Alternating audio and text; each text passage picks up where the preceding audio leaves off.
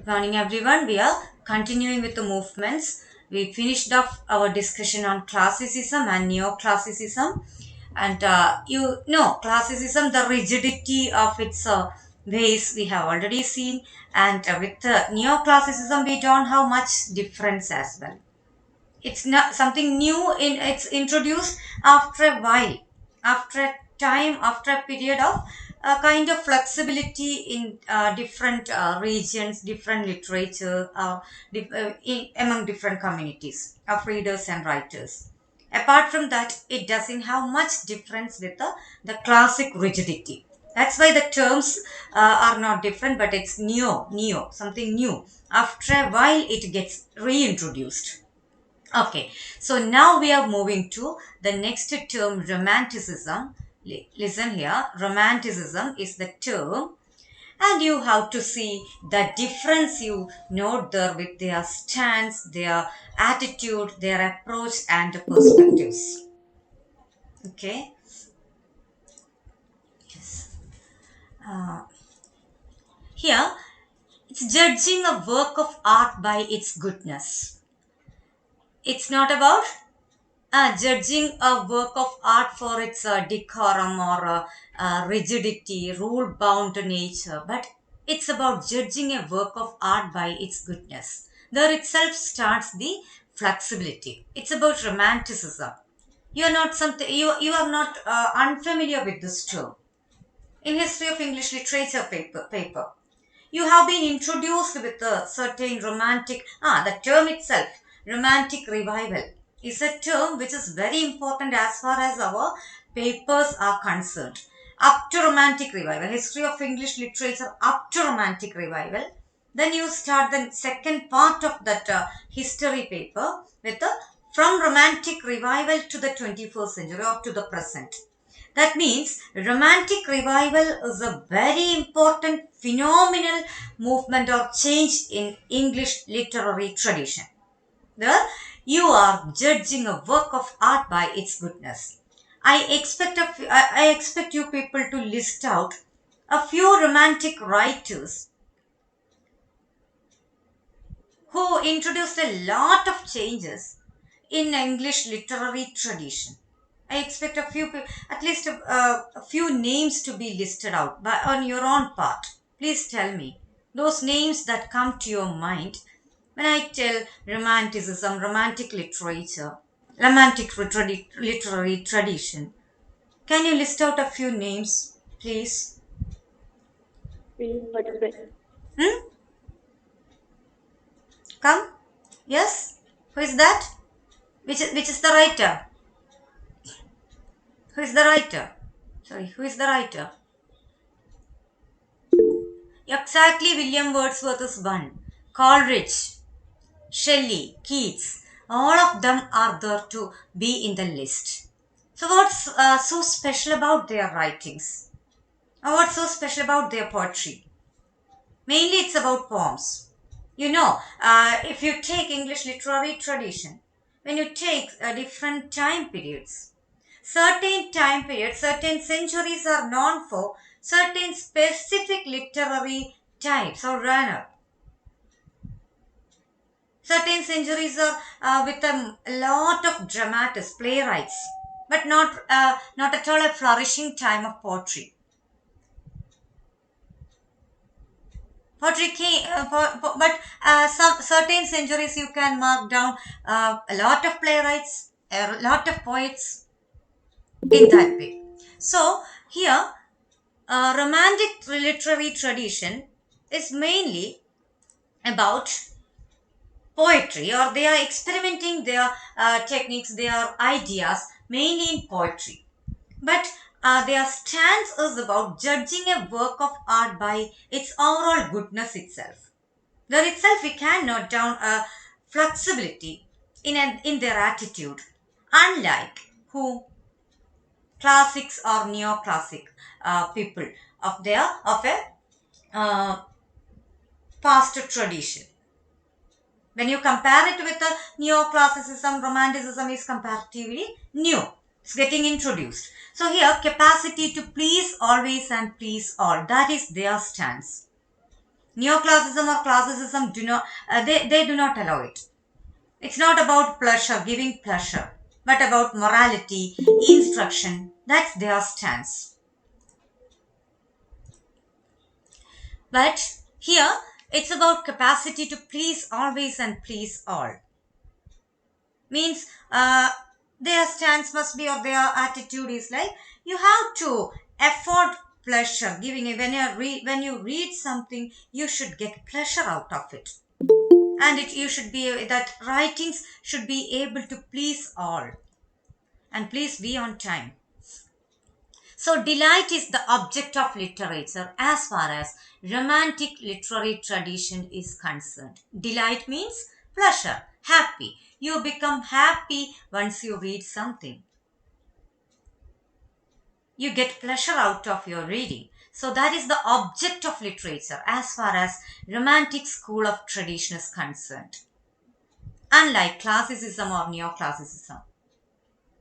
They never allowed such themes like something that affects morality of people. They wanted to oppose that.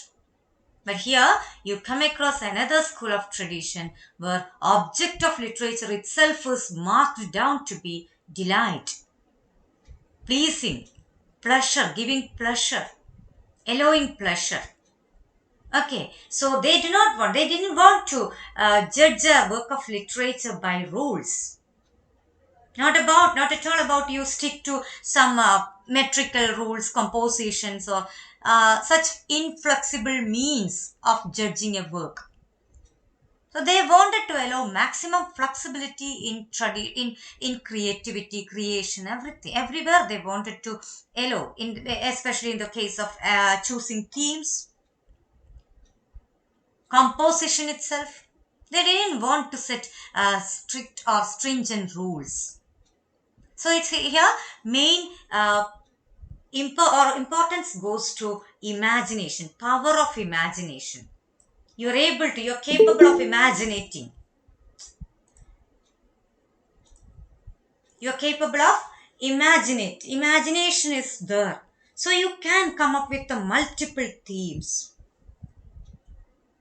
You can present it in any way. You should not always stick to reality. Think about Coleridge's Kubla Khan. What kind of power of imagination does work out in that poem? It's not something new to you. You know, Solitary Reaper or Wordsworth, Coleridge, their compositions. You try to connect back with these ideas. Power of imagination. Picture, word, imagery, they are creating that. We can visualize that Xanadu and its backgrounds.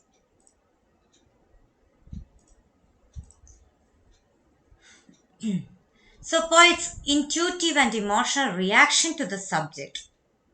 You travel, the poet travels and sees a beautiful garden, or even sunset, sunrise, everything can bring imagination in them, and they can compose poems. They can compose very beautiful poems or whatever, pieces of literature. So that's their intuitive and emotional reaction. If you don't have that creative power or imaginative power, you see all those. Everything in nature is available for everyone to see, watch, view. But everyone doesn't write poem. A beautiful scenic scenery may bring a poem in a writer, in a creative person's mind. Everyone doesn't do that. Think about a group of students going for a trip, a tour. You're on tour. So the scenic beauty on the way may evoke some beautiful compositions, poems, or even travelogues. Some people write down that, some people do not. We cannot expect or compel everyone to write down either their experience or what they see, what they view, the scenic beauty around them. So that's a power of imagination, which we cannot demand or expect with the same intensity in everyone. So that's about intuitive and emotional reaction to the subject. If you take that subject, if you take that uh, background,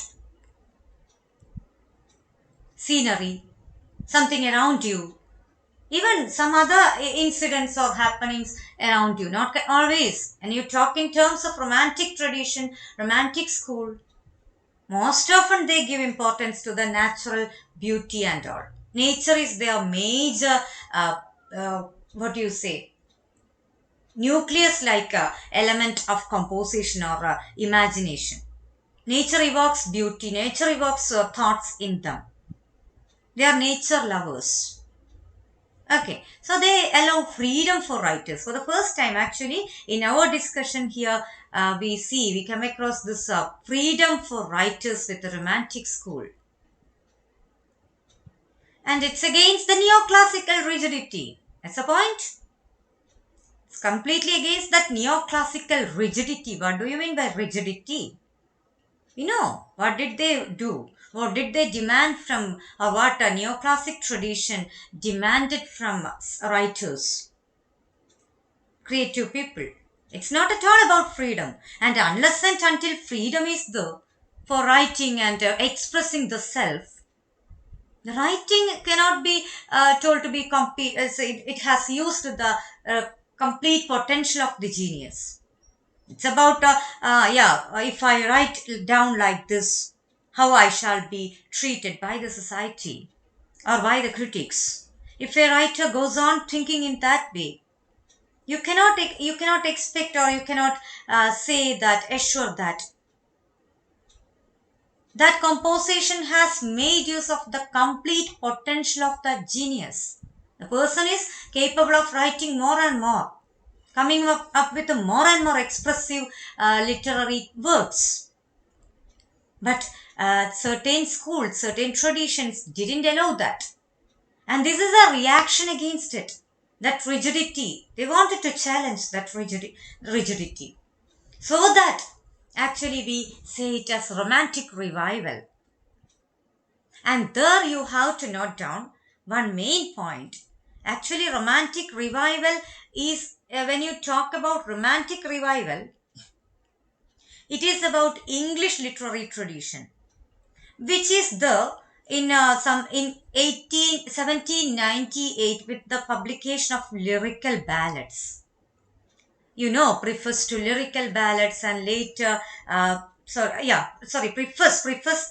prefers the combination of lyrical ballads. Actually, in 1798 it comes, and later Wordsworth and Coleridge. It's a composition of poems, the collection of poems by Wordsworth and Coleridge together. But later, Wordsworth adds a preface to that in 1800. Please note down the time. Please note down the years. We'll type it down. Lyrical ballads in 1798. And immediately after 2 years, he adds a preface to that. Actually, in this preface to this lyrical ballads,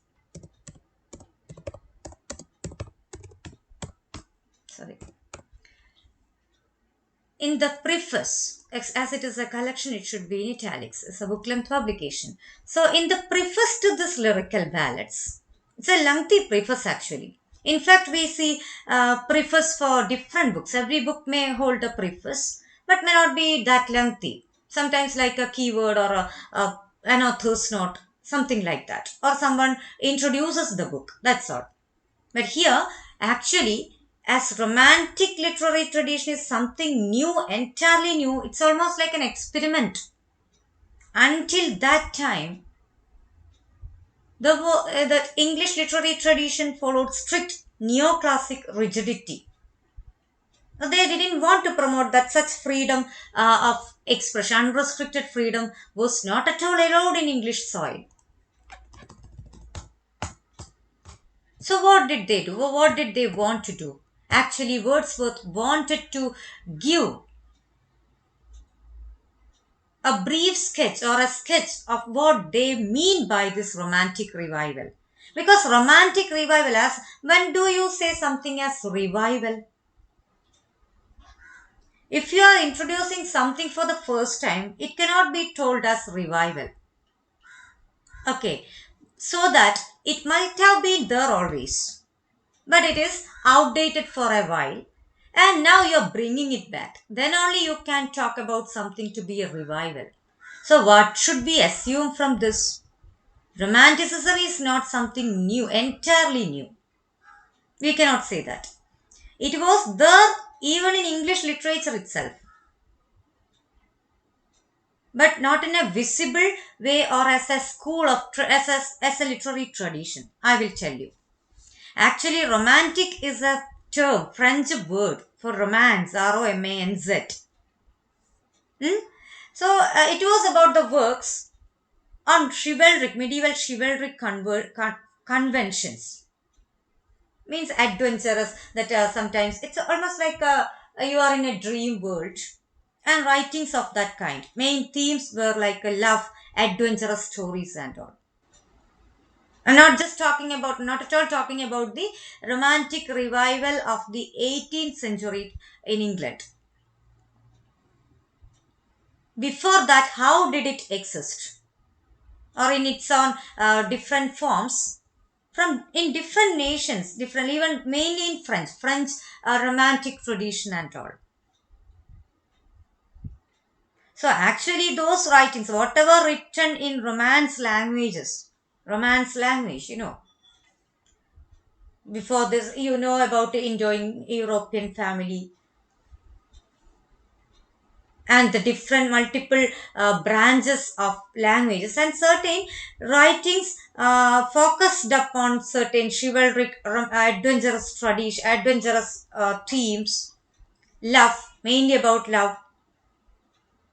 Those literatures together were considered under romantic tradition then. So adventurous stories, that is taking the readers also to a fantasy world. That's all. So that's why here it is listed down to be France and Germany, the influence of France and Germany.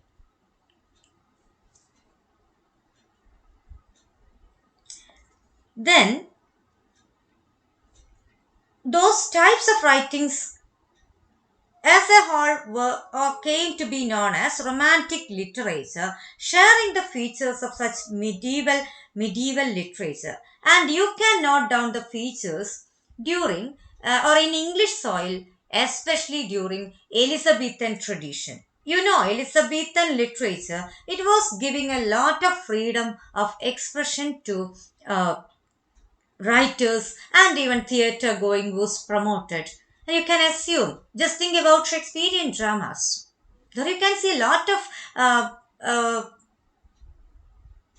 characters, themes, plot based upon love and such other aspects, even adventurous stories.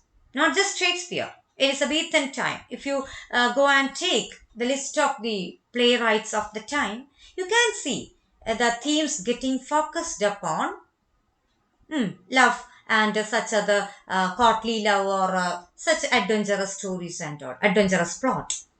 So that romantic revival, romanticism in English literature is not something new.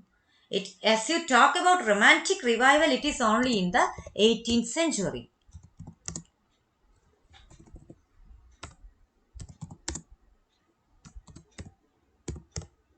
But Elizabethan tradition, you just assume the time period of Shakespeare, or it's in 16th century or 15th to 16th century, if you assume, there is the element of romanticism, the promotion of freedom for the expression for writers in general, and writings with the theme of love, adventure. That's not something new in English literature as well. That's why I'm telling this is that romanticism as a movement. When you talk in terms of English literary criticism, it comes in the 18th century with the this person Wordsworth, Coleridge, their lyrical ballads and the preface. But it's not something entirely new, and that's why we term it as revival. It's not something new. It has been there. If not as a separate school or something. Elizabethan literature. In Elizabethan literature, you can definitely note down the elements of Romanticism. It's not always about the decorum based writings, very rigid and strict themes like praising the gods, praising or hymns for gods and praising good men. That's what they wanted. Neoclassicism wanted. But in between, with the Puritan rules and all, Puritanism and all, you know what happened. Closing down the theaters, going back to strict religious way of living. So there is a setback for that freedom. And that's why this romantic revival becomes very important in English literary tradition. So what did they focus with the freedom? They mean natural rights and liberty of man, spirit of questioning. Why should not we discuss such themes as love or such other something that the neoclassics and all say that this affects the morality of people. After all, it's about human beings in general. So why don't you discuss? Why don't you express any theme that is concerned about human beings in literature? Why can't you express that? Why can't you make use of your freedom in that way? So spirit of question is it comes mainly with the French Revolution. French Revolution. There you have the people coming or identifying their own rights. They are questioning the systems that exploit them.